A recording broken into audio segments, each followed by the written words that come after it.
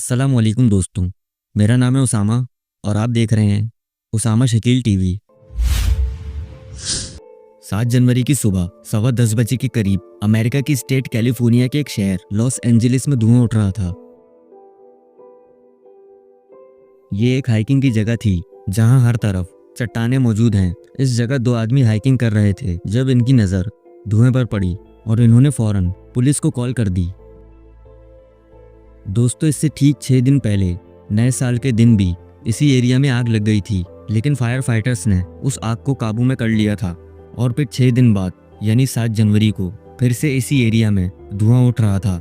लेकिन उस वक्त कौन जानता था कि ये आग अमेरिका के बदतरीन डिजास्टर्स में से एक होगा।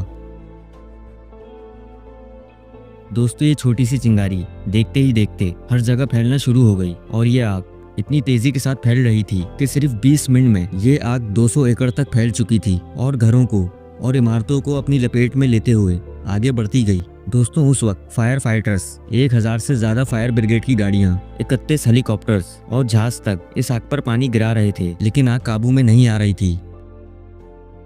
इसकी एक बड़ी वजह हवाएं थीं। इन हवाओं को सेंटा आना विंड्स कहते हैं। उस जगह ये हवाएं 60 माइल्स पर आवर की स्पीड से चल रही थीं। इन हवाओं की वजह से न सिर्फ आग फैल रही थी बल्कि हेलीकॉप्टर्स के लिए जमीन के पास उड़ना भी मुश्किल हो रहा था। इसके अलावा वहां बहुत खुश्क कंडीशन थी, जमीन सूखी हुई थी, जिसकी वजह से आग मजीद तेजी से फैल गई। फायर फाइटर्स के लिए ये बहुत मुश्किल हालात थे।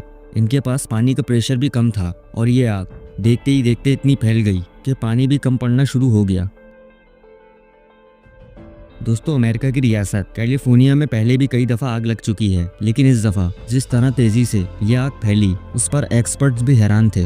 इस आग में 12,000 से ज़्यादा घर और बिल्डिंग्स जल चुकी हैं। 1.5 लाख लोग लॉस एंजलिस को छोड़ के जा चुके हैं। अमेरिका की इकोनॉमी को तकरीबन 150 अरब डॉलर्स का नुकसान हुआ है।